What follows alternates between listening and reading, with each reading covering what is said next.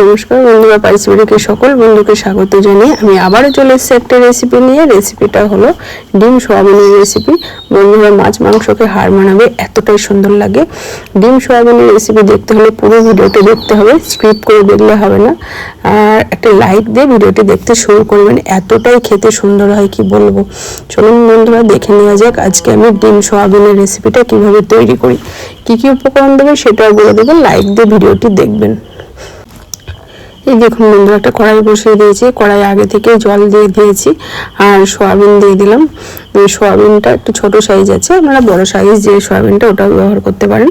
সয়াবিনটা দেওয়ার পর একটু সামান্য লবণ দিয়েছি, হাফ চামচ মতো লবণ দিয়ে ভালো করে সিদ্ধ করে নেবো, খুব সুন্দর করে সিদ্ধ করে নেবো। একটু ঢাকা দিয়ে রেখে দিয়েছিলাম, সেই দেখুন ভালোভাবে সিদ্ধ হয়ে গেছে। এইবার ঠান্ডা জলের মধ্যে দিয়ে সুন্দর করে চিপে চিপে নিয়ে নেবো। নিয়ে চলে এসে ধুয়ে পরিষ্কার করে চিপে সোয়াবিনের মধ্যে দিলাম হচ্ছে লাল লঙ্কার গুঁড়ো কাশ্মীরি, আর দিলাম হচ্ছে হলুদ, আর দিলাম পরিমাণ মতো লবণ।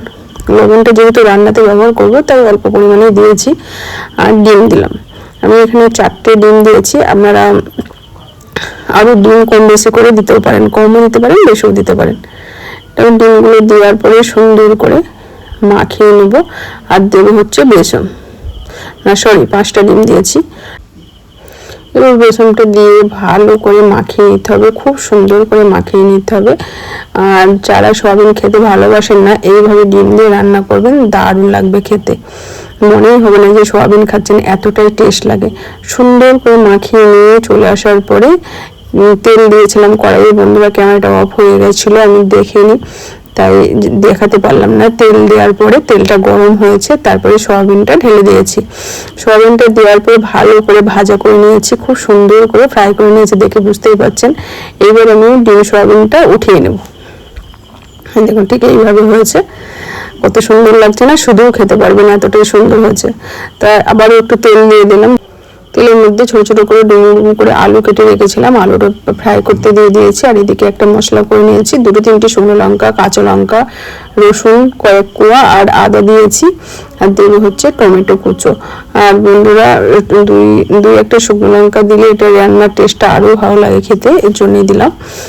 যদি মনে করেন দেবেন না, কাঁচা লঙ্কা দিয়েও করতে পারেন। 2-3টে শুকনো লঙ্কা দিয়েছি আর কাঁচা লঙ্কা দিয়েছি। এবার দেওয়ার পরে এদিকে মশলাটা তো আমার পেস্ট করে নিয়ে চলে এসেছি দেখাচ্ছি। এদিকে আলুটা ফ্রাই হচ্ছে, এই দেখুন মশলা করা কমপ্লিট। আলুটা ফ্রাই হতে হতে আবার আরেকটা মশলা করে নেবো, এর জন্য দিয়েছি হাফ কাপ টক দই। টক দই দেওয়ার পরে দিলাম হলো 1 চামচ হলুদ গুঁড়ো, ধনিয়া গুঁড়ো, লাল লঙ্কার গুঁড়ো, কালারের জন্য দিলাম। আর দিয়েছি হচ্ছে জিরের গুঁড়ো, ধনিয়া গুঁড়ো, জিরে গুঁড়ো। এটা আমার বাড়িতেই আমার গোটা ধনে কিনে নিয়ে এসে গুঁড়ো করা মিক্সারে। এইবার ভালো করে জল দিয়ে সুন্দর করে মশলাটা তৈরি করে রেডি করে রাখলাম। এদিকে রেডি করতে করতে আলুটা ফ্রাই হয়ে গেছে। এবার এই তেলের মধ্যে দিলাম হচ্ছে তেজপাতা, এলাচ, লবঙ্গ, দারচিনি দিয়ে দিয়েছি, এই দেখুন। আর দিলাম হচ্ছে গোটা জিরা দিয়ে এবার ভালো করে মশলাটা ফোড়নটা ভাজা ভাজা হতে দেবো। আর দিয়েছি 2টো শুকনো লঙ্কা আর পেঁয়াজ কুচোটাও দিয়ে দিচ্ছি। এবার পেঁয়াজ কুচোটা সুন্দর করে ফোড়নের সঙ্গে লাল লাল করে ভেজে নেব। পেঁয়াজ কুচোটা সুন্দর করে ভাজা হয়ে যাওয়ার পরে যে মশলাটা তৈরি করে রেখেছিলাম আমি, রসুন, কাঁচা লঙ্কা, আদা, রসুন বাটা, সেইটা দিয়ে দিলাম। এই দেখুন মশলাটা বেশ তেল ছেড়ে দিয়েছে, দেখে বুঝতেই পারছেন। এবার একটু দিলাম হচ্ছে পরিমাণ মতো লবণ সোয়াবিনও দিয়ে আছে, সেই পরিমাণেই দিলাম। এবার যে হলুদ, লঙ্কার গুঁড়ো, জিরের গুঁড়ো, ধনের গুঁড়ো, টক দই যে মশলাটা করেছিলাম এটাও দিয়ে দিলাম। এই মশলাটা দেওয়ার পরে গ্যাসটা একদম লোতে করে ঢাকা দিয়ে মশলাটা কষিয়েছি আমি। যেহেতু টক দই আছে, কেটে যাওয়ার ভয় আছে, এর জন্য গ্যাসটা লোতে করে 5 মিনিট আমি এইভাবে নাড়াচাড়া করে ঢাকা দিয়ে রেখে দিয়েছিলাম। মশলাটা সুন্দর কষা হয়ে গেছে। এইবার আমি ডিম সোয়াবিন তৈরি করে রেখেছিলাম সেটা দিয়ে দিলাম।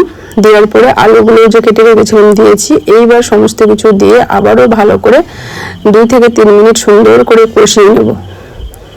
সুন্দর করে কষিয়ে নিয়েছি। কষিয়ে নেওয়ার পরে যে উষ্ণ গরম জল দিয়ে দেবো। আপনারা যদি মনে করেন গ্রেভি খাবে, ঝোলটা একটু কমও দিতে পারেন। যদি মনে করেন ঝোল খাবে, তাও ঝোলও করতে পারেন। যেটা করবেন সেটাই লাগবে দারুণ খেতে। এইবারে ঢাকা দিয়ে 5-7 মিনিট আমি রেখে দিয়েছিলাম। দেখুন বন্ধুরা কত সুন্দর হয়েছে। এবার আবারও একটু নাড়াচাড়া করে দেবো। তার আগে দেবো হচ্ছে কসুরি মেথি। কসুরি মেথি দিলে আরও টেস্ট লাগে, জানেনই তো সবাই। আর এবার দেবো হচ্ছে চিকেন মশলা। গরম মশলাও দেওয়া যায়, কিন্তু চিকেন মশলাটা দিলে আরও টেস্ট লাগে, তাই যে গরম মশলা দিলাম না, চিকেন মশলা দিলাম। আর দিলাম হচ্ছে কসুরি মেথি।